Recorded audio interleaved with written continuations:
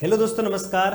आज इस छोटे से सेशन में आप लोगों को मैं एक बहुत ही बेहतरीन कॉन्सेप्ट सिखाने जा रहा हूं। कंपाउंड इंटरेस्ट का कॉन्सेप्ट है और कॉन्सेप्ट आपके सामने लिखा हुआ है, फाइंड द रेट, दर ज्ञात करना। दोस्तों, क्या होता है कि चक्रवृद्धि ब्याज के क्वेश्चंस को हम लोग काफ़ी आसान बना सकते हैं, लेकिन उसके लिए हमें रेट ऑफ इंटरेस्ट पता होना चाहिए, यानी कि दर का पता होना चाहिए और समय का पता होना चाहिए। उसके बाद हमारे पास कई सारे शॉर्ट ट्रिक्स निकल के आ जाते हैं कि ऐसे कर लो, ऐसे कर लो, ऐसे कर लो, ऐसा हम लोग कह देते हैं जनरली। लेकिन क्या होगा अगर हमें रेट ऑफ इंटरेस्ट ही ना पता हो, अगर हमें ब्याज की दर ही ना पता हो, तो किस तरीके से क्वेश्चन को आसान बनाया जा सकता है। और उसमें भी हम थोड़ा सा अगर लेवल के क्वेश्चन की बात कर लें तो क्या होगा। तो आइए दोस्तों, एक बेहतरीन क्वेश्चन के साथ, बेहतरीन कॉन्सेप्ट के साथ मैं आपको समझाता हूं दर कैसे ज्ञात की जाती है। आइए देखो दोस्तों, जैसे मैंने एक एग्जाम्पल के लिए आपके सामने सबसे पहले क्वेश्चन ले लिया कि मान लो बेटा आपको प्रिंसिपल यानी कि मूलधन दे रखा है एक क्वेश्चन में 2000 रुपये। ठीक है भाई। फिर मैंने आप लोगों से कहा कि टाइम दे रखा है आपको 2 साल, टाइम दे रखा है 2 साल, और फिर आपको अमाउंट दे दिया यानी कि मिश्रधन दे दिया। कितना दे दिया? मान लो 2420 रुपये, ये आपको अमाउंट दे दिया। और आपसे कहा कि भाई रेट ऑफ इंटरेस्ट आपको बताना है कितना होगा। आपसे कहा कि रेट ऑफ इंटरेस्ट आपको बताना है कितना होगा। ओके, ध्यान से मेरी बात को सुनना। कभी भी आप लोगों को चक्रवृद्धि ब्याज में रेट ऑफ इंटरेस्ट ज्ञात करना हो, दर ज्ञात करना हो, तो आपको क्या करना है बेटा? मूलधन और मिश्रधन का अनुपात लेना है। मैं डायरेक्ट आपको शॉर्टकट बताने जा रहा हूं। मूलधन मिश्रधन का अनुपात लेना है, टाइम का डिफरेंस देखना है कि भाई टाइम कितने साल तक की बात हो रही है। जैसे यहाँ 2 साल की बात हो रही है, तो सुनो बेटा, टाइम अगर 1 साल है, टाइम अगर 1 साल है तो सीधा बेटा आपको मूलधन मिश्रधन का रेशियो लेना है और चेक कर लेना है कि कितना ब्याज मिला, किस पे मिला। टाइम का डिफरेंस बेटा अगर आपका 2 साल आ जाता है तो हम याद रखेंगे कि भाई इनका दोनों का स्क्वायर रूट लेना होगा, प्रिंसिपल का भी और अमाउंट का भी स्क्वायर रूट लेना होगा। टाइम का डिफरेंस अगर हमारा 3 साल आ जाता है तो हमें प्रिंसिपल का और अमाउंट का दोनों का क्यूब रूट लेना पड़ेगा बेटा, यानी कि यहाँ पे हमें घनमूल लेना पड़ेगा। ठीक है भाई। कई बार क्या होता है, इस तरीके से क्वेश्चन दे देगा कि कोई राशि है, जैसे 2000 के बारे में बताएगा नहीं कि ये मूलधन है, ये कह देगा कोई राशि 5 वर्ष में 2000 हो जाती है और 7 वर्ष में 2420 हो जाती है। तो 5 और 7 का डिफरेंस तो 2 साल का होता है ना बेटा। तो हम ध्यान रखेंगे कि अगर डिफरेंस केवल 1 साल का है तो सीधा मूलधन और मिश्रधन का अनुपात लेना है। अगर डिफरेंस 2 साल का है तो मूलधन और मिश्रधन का हमें स्क्वायर रूट लेना है। लेकिन बेटा अगर हमारा डिफरेंस 3 साल का है तो मूलधन और मिश्रधन का हमें क्या लेना है? क्यूब रूट लेना है। तो मेरी बात को ध्यान से सुनोगे, यहाँ पे हमें टाइम जो दिया हुआ है वो 2 साल दिया हुआ है, तो आपको कुछ नहीं करना, मूलधन और मिश्रधन लेना है। प्यारे बच्चों, क्या लेना है? मूलधन और मिश्रधन आपको लेना है। दोनों को लिख लीजिए। देखो भाई, मूलधन कितना दिया हुआ है, तो आप कहोगे सर मूलधन हमको दिया हुआ है यहाँ पे 2000, और मिश्रधन कितना दिया हुआ है बेटा? 2420। मिश्रधन कितना दिया हुआ है? 2420 दिया हुआ है। इनको हम लोगों ने लिख लिया। आगे का प्रोसेस क्या होगा? जब तक इनको काटा जा सकता है आप लोग काटिए। जैसे ध्यान दीजिएगा, 0 से 0 कट जाएगा, 2 से काट लीजिए, 2 से ये कट जाएगा मेरे पास 100 बार, और 2 से अगर इसको देखा जाए तो 2 से ही कट जाएगा 121 बार। अब क्या करना है सुनो, अब इससे ज़्यादा इनको नहीं काटा जा सकता, क्योंकि टाइम का डिफरेंस 2 साल का है तो हमें इनका स्क्वायर रूट लेना होगा। तो आप इनका स्क्वायर रूट ले लीजिए, इसका भी स्क्वायर रूट ले लिया, इसका भी स्क्वायर रूट ले लिया, दोनों का वर्गमूल ले लिया।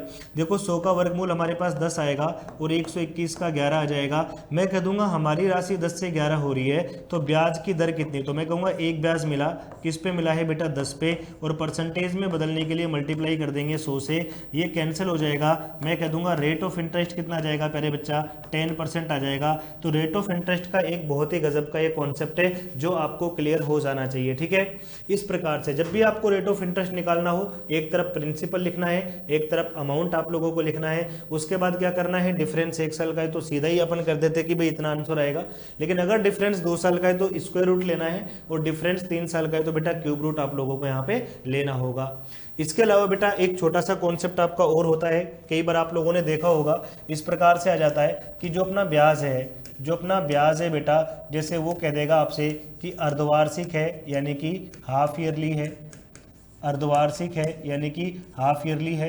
ठीक है भाई, अर्धवार्षिक का मतलब बेटा half yearly, half yearly. Okay, तो देखो बेटा हाफ ईयरली का मतलब क्या होता है कि हर 6 महीने बाद ब्याज पे ब्याज लगता है। तो देखो दो चीज़ों में परिवर्तन करना पड़ता है, एक तो दर में रेट ऑफ इंटरेस्ट में परिवर्तन करना पड़ेगा, एक आपको समय में भी परिवर्तन करना पड़ेगा, समय में परिवर्तन करना पड़ेगा। ठीक है बेटा, आप बताओ अगर आपका ब्याज जो है वो अर्धवार्षिक लग रहा है, हाफ ईयर लग रहा है, तो रेट ऑफ इंटरेस्ट भी हाफ ही लेना पड़ेगा। यानी कि जब भी ब्याज अर्धवार्षिक आ जाएगा तो रेट ऑफ इंटरेस्ट का भी आधा कर देंगे, लेकिन बेटा टाइम डबल हो जाएगा। टाइम डबल क्यों हो जाएगा कि एक साल में ब्याज 2 बार लगेगा।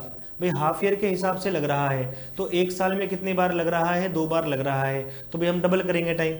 लेकिन बेटा देखो कभी कभी ऐसा भी यहाँ पे आ जाता है त्रैमासिक, त्रैमासिक ये इंपॉर्टेंट है, स्टार लगा के मैं लिख देता हूँ। त्रैमासिक यानी कि बेटा क्वार्टरली, त्रैमासिक का मतलब क्या हो जाएगा बेटा, क्वार्टरली हो जाएगा। त्रैमासिक का मतलब होता है हर 3 महीने में ब्याज लगना।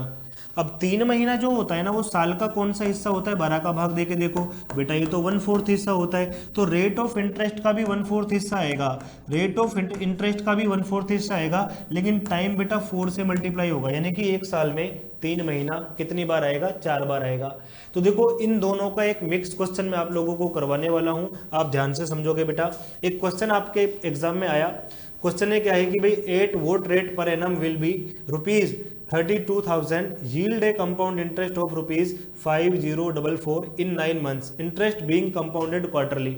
देखो बताया गया है कि अगर ब्याज त्रैमासिक रूप से लगता है और ब्याज के किस वार्षिक दर से 32,000 का 9 महीने का ब्याज जब 5,044 हो जाएगा। देखो जब भी अपने को दर बताना हो एक तरफ मूलधन लिखना है बेटा और एक तरफ मिश्र धन लिखना है, ये बात आप ना भूलें। पहली बात तो ये हो गया। देखो मूलधन दे रखा है 32,000 रुपये है, मूलधन यहाँ पे क्या दे रखा है अपने को, 32,000 रुपये दे रखा है, लेकिन मिश्र धन अपने को दिया हुआ नहीं है। तो एक काम करेंगे, मिश्र धन के बारे में आपको पता होगा कि अमाउंट होता है प्रिंसिपल प्लस इंटरेस्ट, मिश्र धन होता है मूलधन प्लस ब्याज, यही तो होता है। तो देखो भाई ध्यान दो, अमाउंट अगर मुझे निकालना है तो मैं कह दूंगा मूलधन मेरा है जो बेटा वो 32,000 है, ब्याज कितना है मेरा 5,044 है, तो मैं कह दूंगा कि मेरा जो मिश्र धन हो जाएगा 32 5 37, यानी कि ये 37,044 हो जाएगा। ठीक है बेटा, तो यहाँ पे जो मेरा अमाउंट आएगा वो आ जाएगा 37,044। अब एक तो ये बात हो गई। अब दूसरी बात, अब हमें देखना है कि भाई समय वगैरह का क्या होगा।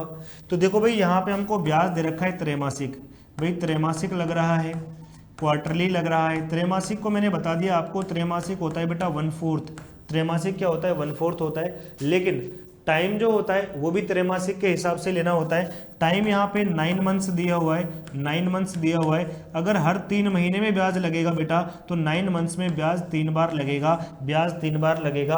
और अगर बेटा टाइम का डिफरेंस 3 आता है तो क्यूब रूट हमें लेना होगा, ये ध्यान रखेंगे।